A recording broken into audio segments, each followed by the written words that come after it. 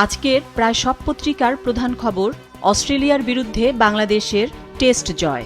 এ নিয়ে প্রথম আলোর প্রধান শিরোনাম, সবচেয়ে বড় জয়ে নতুন ইতিহাস।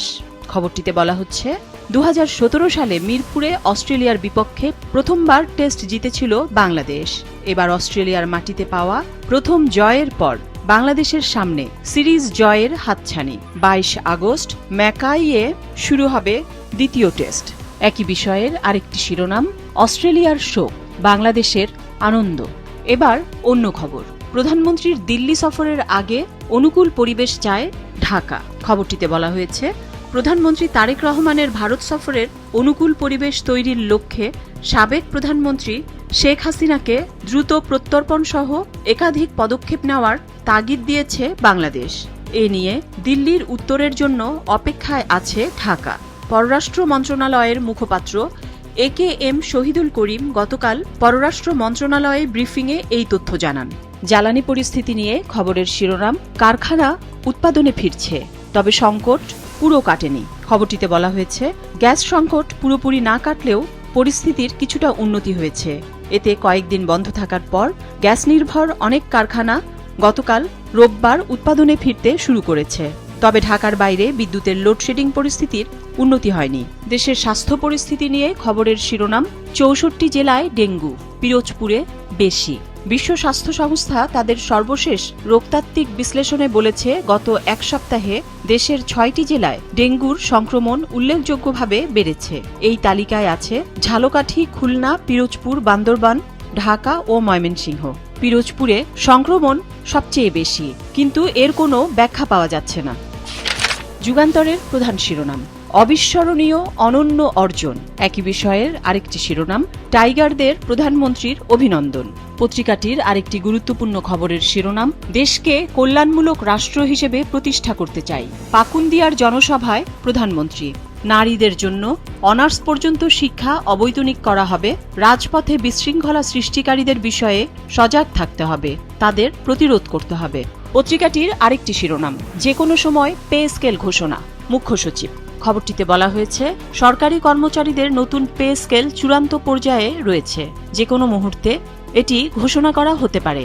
রোববার সচিবালয়ে সাংবাদিকদের সঙ্গে আলাপকালে এক প্রশ্নের জবাবে প্রধানমন্ত্রীর মুখ্য সচিব ABM আব্দুস সাত্তার একথা বলেছেন। সমকালের শিরোনাম, অস্ট্রেলিয়ায় টাইগারদের ইতিহাস।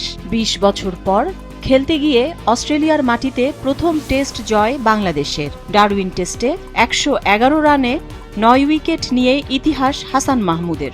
শান্তর নেতৃত্বে বিদেশের মাটিতে তৃতীয় জয় এটি। ICC টেস্ট চ্যাম্পিয়নশিপে বাংলাদেশের অবস্থান এখন 4 নম্বরে।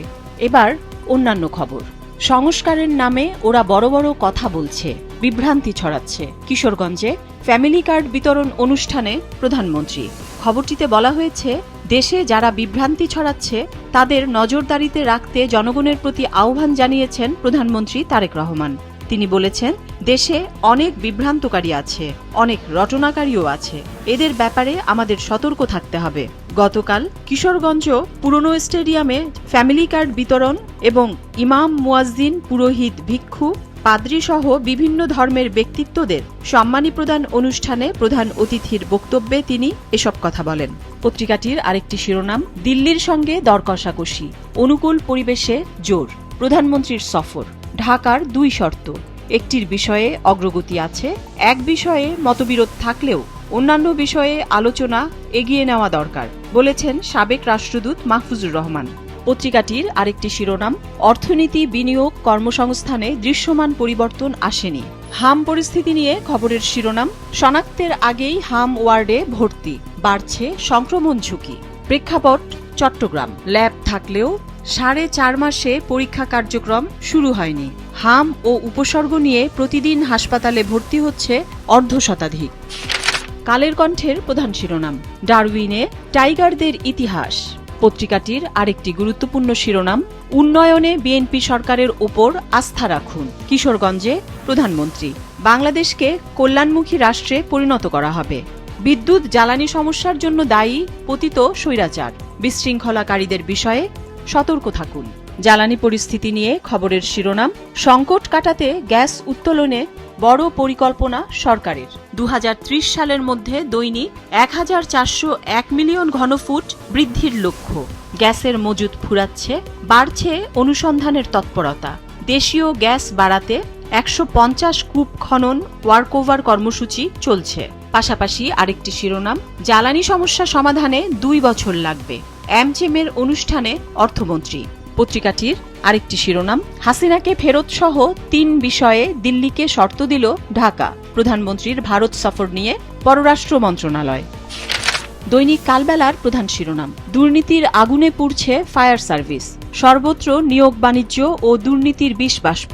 নিয়োগ ও বদলি বাণিজ্যে জড়িত ঊর্ধ্বতন কর্মকর্তা থেকে শুরু করে চতুর্থ শ্রেণী পর্যন্ত একের পর এক বের হচ্ছে দুর্নীতিবাজদের তথ্য। পুলিশের এএসআই নিয়োগেও জড়িত ফায়ার সার্ভিস কর্মকর্তারা। ব্যবস্থা না নেওয়ায় বন্ধ হচ্ছে না অনিয়ম। পত্রিকাটির আরেকটি শিরোনাম, চ্যালেঞ্জ রয়েছে, তবে অর্জনের পাল্লা ভারী। বিএনপি সরকারের 180 দিন। দ্রব্যমূল্য ও জ্বালানি সংকটই প্রধান চ্যালেঞ্জ। সংবাদ সম্মেলনে বিস্তারিত তুলে ধরবে প্রধানমন্ত্রীর কার্যালয়। চালু হচ্ছে প্রধানমন্ত্রীর প্রেস উইংয়ের ওয়েবসাইট।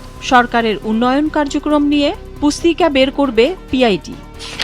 বিএনপি সরকারের 180 দিনের কার্যক্রম নিয়ে 8 কলাম শিরোনাম ছেপেছে দেশ রূপান্তর।